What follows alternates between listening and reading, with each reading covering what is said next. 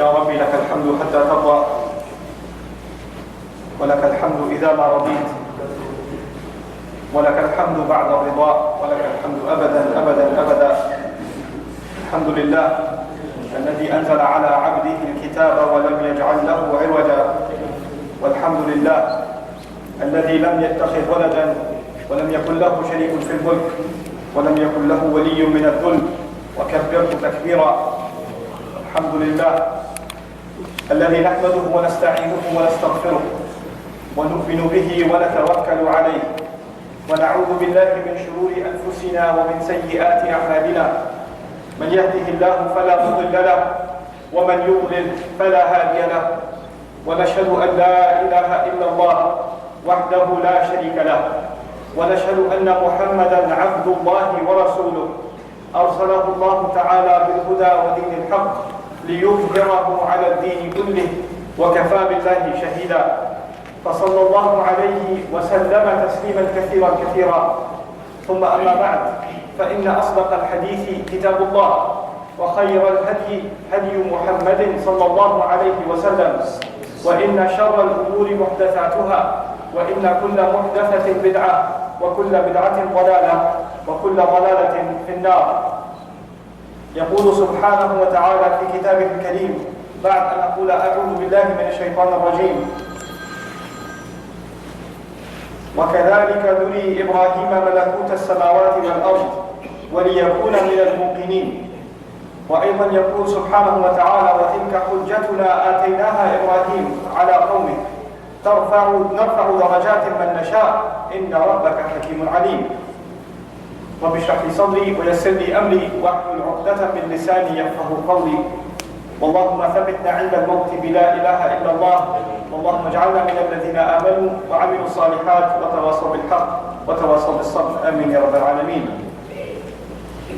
Alhamdulillah, we are approaching the season of Hajj, and very soon many Muslims have already left off for that journey and many are on their way.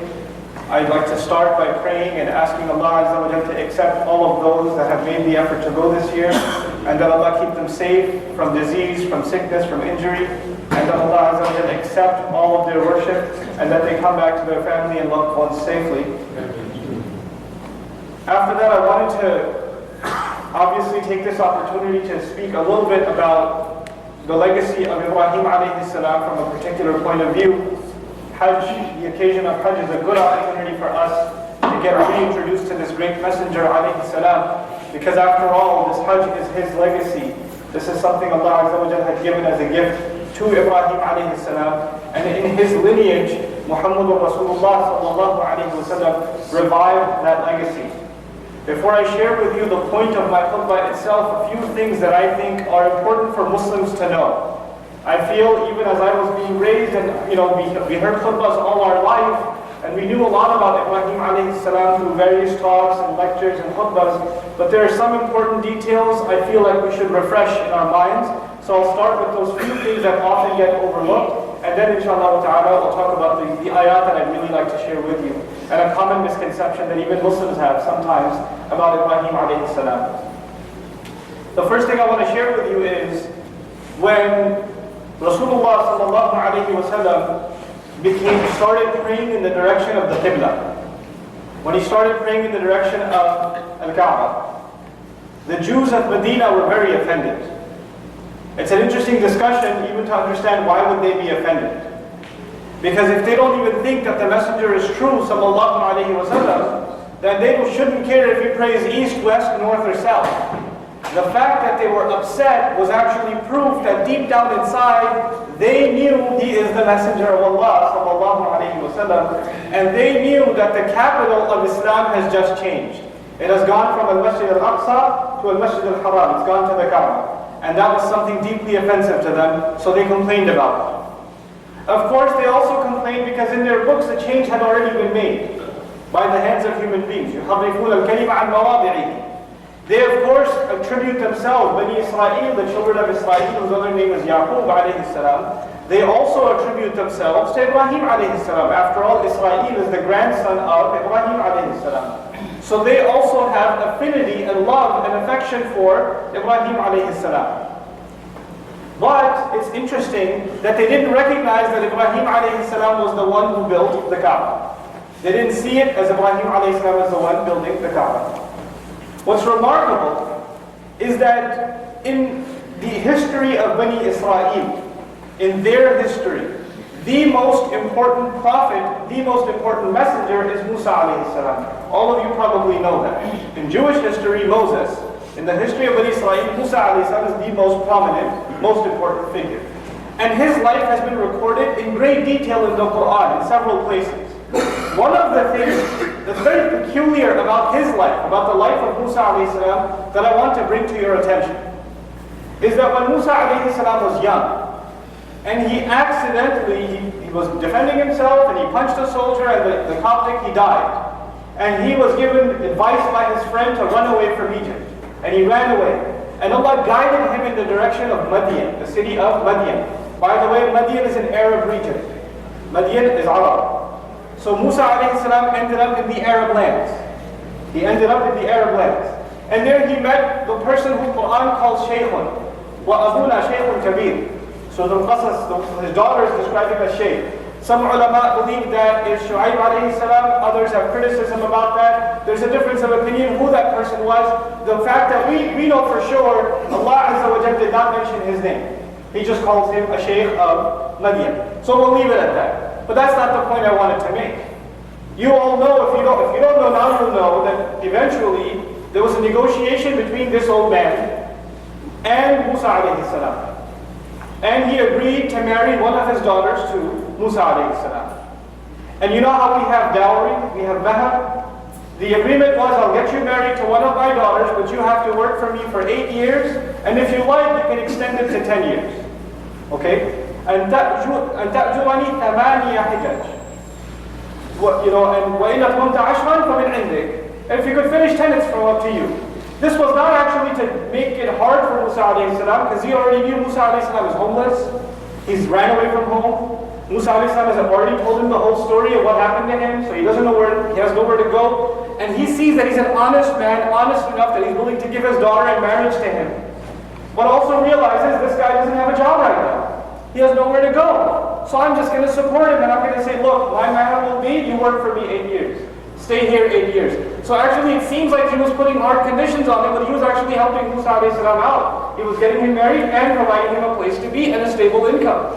All of that was being taken care of by Musa alayhi salam, by the father-in-law of Musa alayhi salam.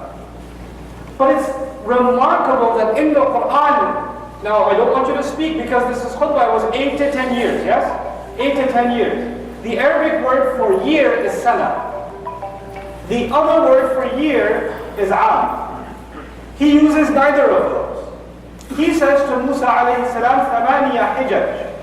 ثمانية حجج. There was a third word for year. The third word for year. It actually comes from the singular hijjah. Hijjah. And hijjah is actually 1 year according to the Arabs. Because the big hajj happens how many times? Once a year. So they actually mark a year by every hajj. From ancient times, they used to call year by hijjah. And the fact that Allah mentions that in Musa alayhi salam's life is important because we are learning even Musa alayhi salam, the father, if you will, of Judaism, of Bani Israel, the main messenger of Bani Israel, knew about the Hajj. Even he knew about the Hajj. And that Hajj can only be at the Qibla because the Arabs only knew of Hajj at the house built by Ibrahim alayhi salam. So the argument we have from Quran is that even your most important messenger, alayhi salam, first of all, he married Arabs, and second of all, he knew about the Qibla. So how come you don't? But anyhow, this is one side thing that I wanted to mention about just the historical placement of the value of the Qibla and the criticism of Bani Israel. This can't be the house built by Ibrahim alayhi salam. Actually, in their own history, the evidence for that is there. But that's not the discussion I wanted to have with you mainly in this khutbah today. What I wanted to talk to you about today was actually the intelligence of Ibrahim alayhi salam and the unique challenges given to Ibrahim alayhi salam and the unique way in which he had to deal with his nation. And we have to understand that for a number of reasons. Number one, it's if you don't understand it properly, you don't get to appreciate Ibrahim alayhi salam properly. And second of all, if you don't pay attention to Quran, you can come to some very dangerous conclusions. I'll talk about that towards the end. So let's begin. Many of you heard the Sunday school version of the story that Ibrahim alayhi salam looked at the moon and said, oh, this must be my God. And when the moon disappeared, he said, no, I don't like those that disappear. Then he looked at the sun and said, hada Rabbi, hada akbar. This is my mind.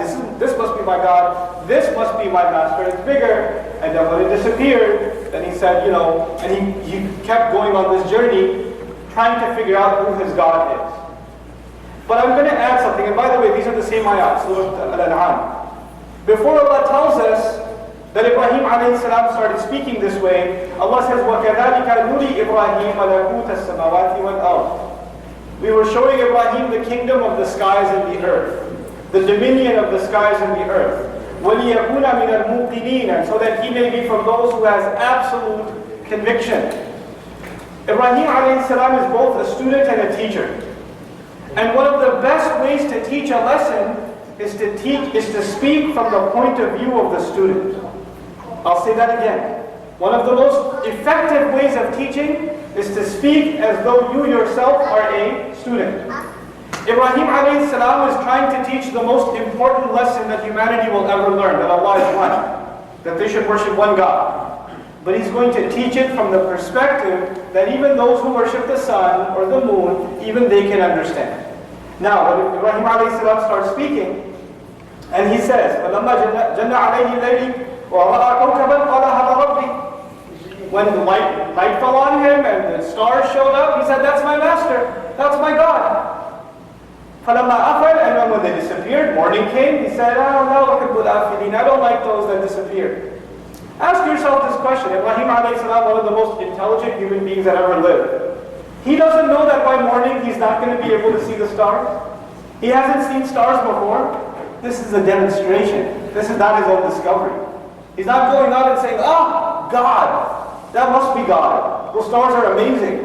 And then morning comes, he goes, where'd they go? I can't believe this. I can't worship those. That's not what he's doing. It's not like he was shocked by the morning and the disappearance of the stars. He's demonstrating how silly it is to worship something that has a flaw, that changes, that's imperfect, that doesn't last. He makes another demonstration. Al-Qamar, the moon's rising up and it's brilliant. And when it's set again, it disappears. He didn't say the same thing again because he's already said, I don't like things that fall apart or disappear. This time he says, if my real master, if my real God doesn't guide me, I'll become from the lost nation. He's actually speaking publicly like this. So the people around him that are actually lost, instead of thinking that he's debating with them, they think, yeah, man, if he feels like he's lost, I think I'm pretty lost myself.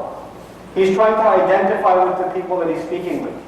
You've probably heard the famous story of Al-Hasan and Al-Husayn, radiallahu anhuma, who saw a man making wudu incorrectly. And instead of going and telling him, by the way, your elbow is missing some water, and by the way, that's not how you wash your hands, and by the way, you missed your nose entirely.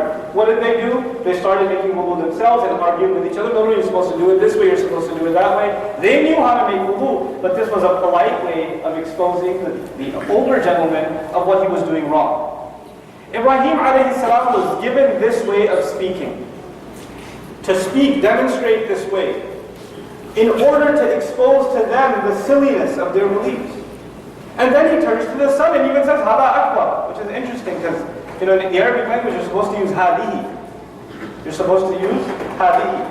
And even if you point at the sun and the moon like this, there's a famous, interesting incident in the life of the Prophet ﷺ, that a woman that was deaf, and she couldn't speak, she was mute, and she came to believe. And the way she expressed her faith was she just pointed up. So he doesn't say, Al-Qamaru Rabbi. He doesn't say the moon is my master. He doesn't say, Ash-Shamsu Rabbi, the sun is my master. He doesn't say, Al-Kawkabu Rabbi. He doesn't say that. He says, Hada Rabbi. Hada, this is my master. He just points up and says this. Now people might be thinking he's pointing at the sun. But when you're pointing up, could it also be a reference to Allah Azza wa Jal? Absolutely. And incidentally, if you're pointing at the sun in Arabic, you don't say hada, you say hadihi. Hadihi. وَالشَّمْسِ وَضُحَاهُ ضُحَاهَا ضُحَاهَا, feminine. But he points at it and says hada Rabbi, because that act, he knows deep down inside he has to use language that still doesn't come across, number one, is incorrect.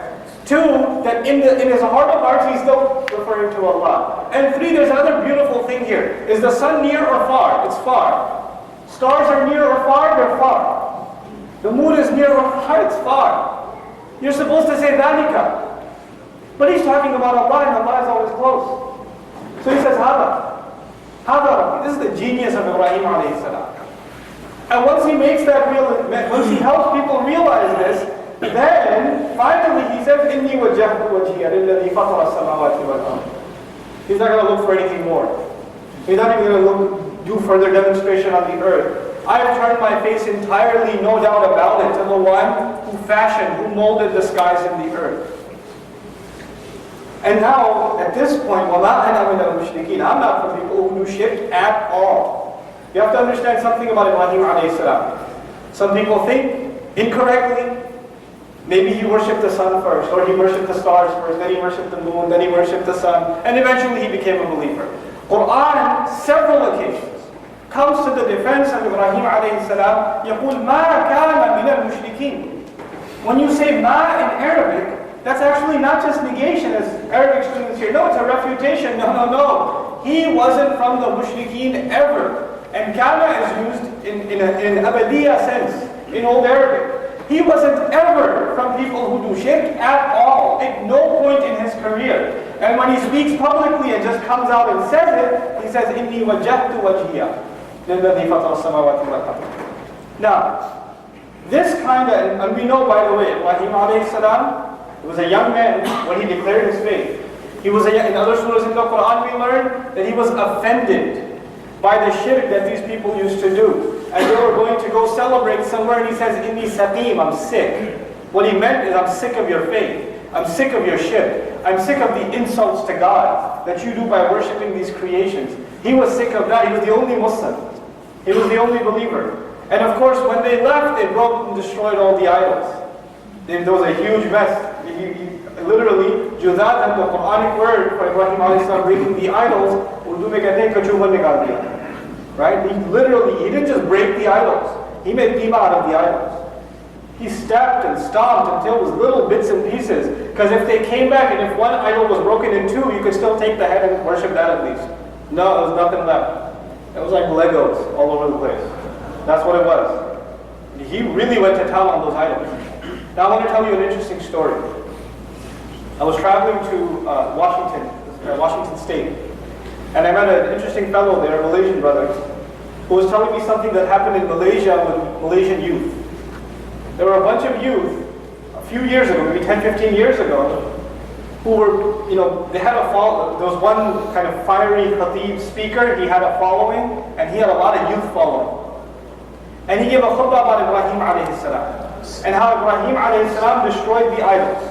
And in Malaysia there are people of other faiths, Buddhists and others, that worship idols. And he says, we have to fulfill the sunnah of Ibrahim alayhi salam. We have to go destroy the idols too. So just like Ibrahim alayhi salam was a brave young man and he broke the idols, you guys should go and break the idols too.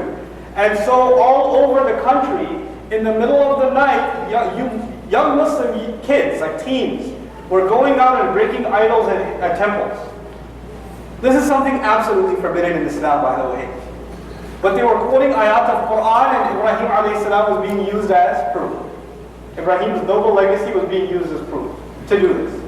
Until these, the other population, whatever religion they were, they got wind of it. They figured out that this is the Muslims that are doing it in one place or the other. So they camped out waiting for the youth to show up. And when they showed up, they beat them to death.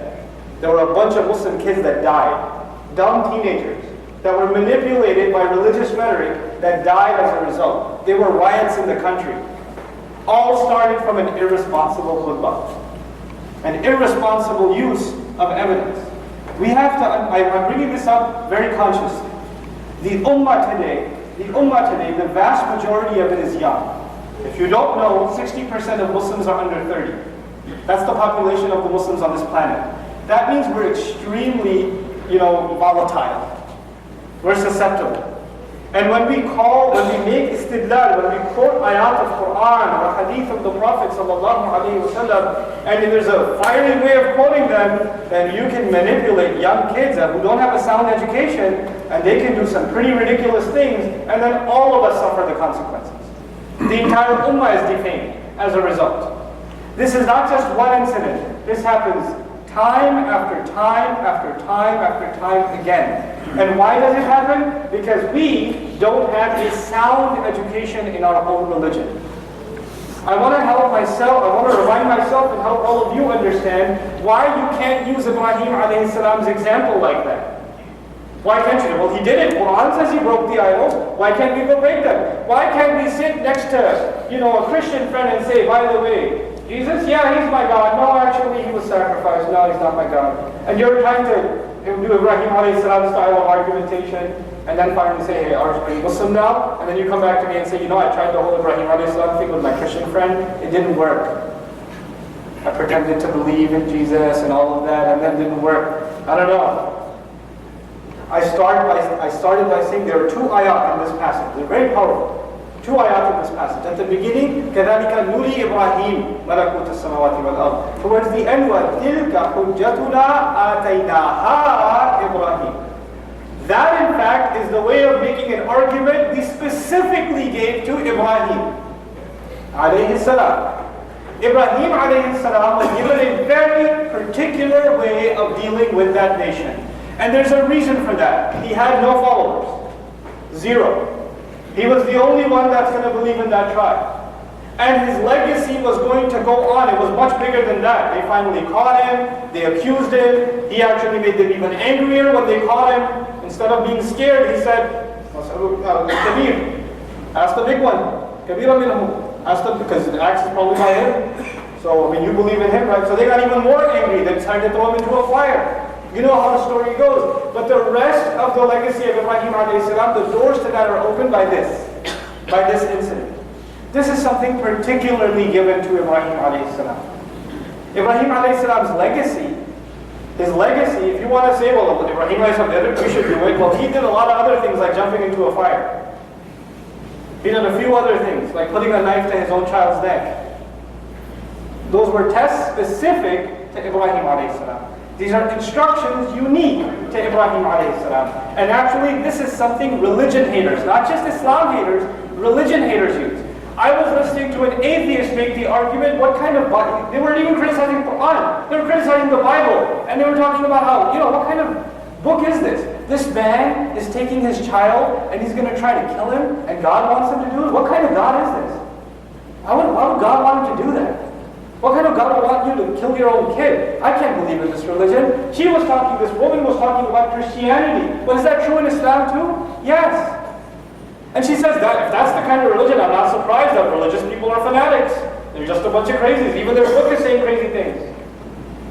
What they don't understand, and what even sometimes Muslims don't understand, is these are unique tests given to prophets.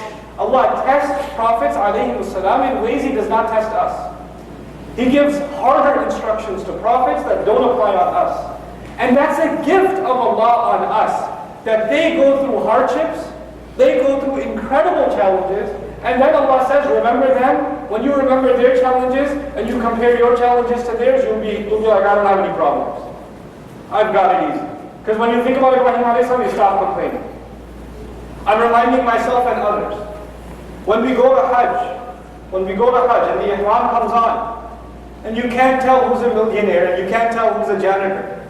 You can't tell who comes from a third world country, and you can't tell who comes from the first world country. Once you leave the camp and you're in Tawaf, or you're walking, or you're in Jamarat, there's no difference left. I had a friend who was actually a millionaire. He got lost. He decided to walk instead of taking the bus, because you know about the traffic, right?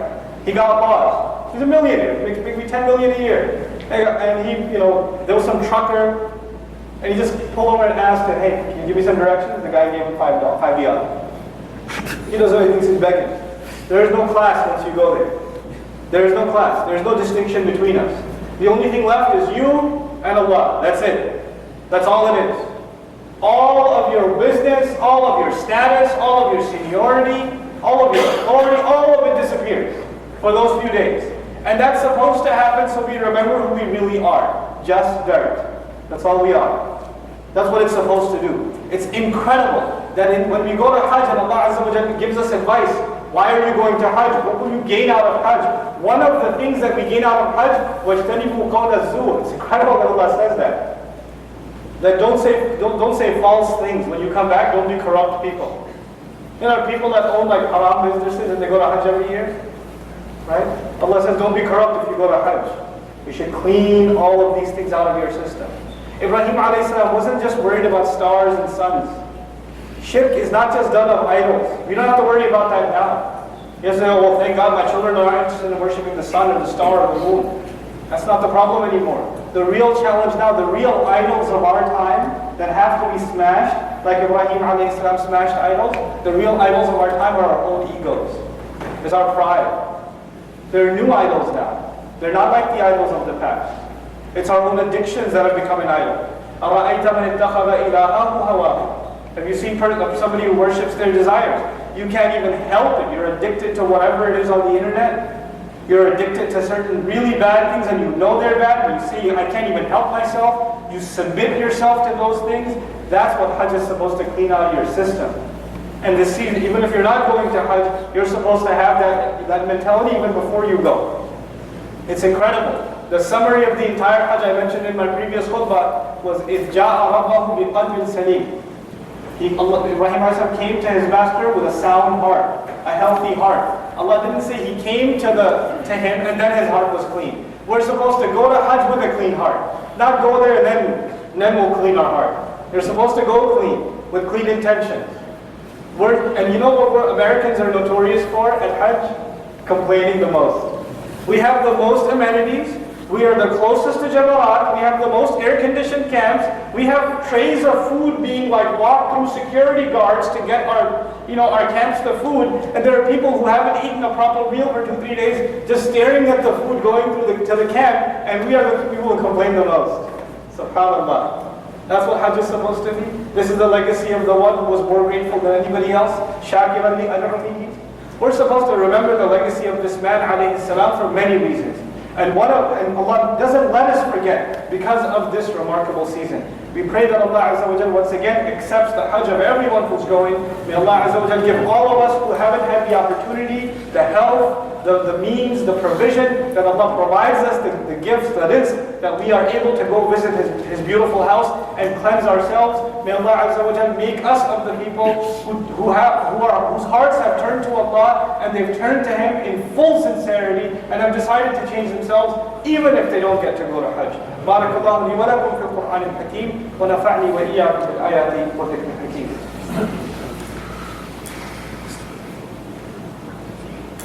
الحمد لله وكفى والصلاة والسلام على عباده الذين اصطفى خصوصا على أفضلهم وخاتم النبيين محمد الأمين وعلى آله وصحبه أجمعين. يقول الله عز وجل في كتابه الكريم بعد أن أقول أعوذ بالله من الشيطان الرجيم إن الله وملائكته يصلون على النبي يا أيها الذين آمنوا صلوا عليه وسلموا تسليما. اللهم صل على محمد وعلى آل محمد كما صليت على إبراهيم وعلى آل إبراهيم في العالمين إنك حميد مجيد.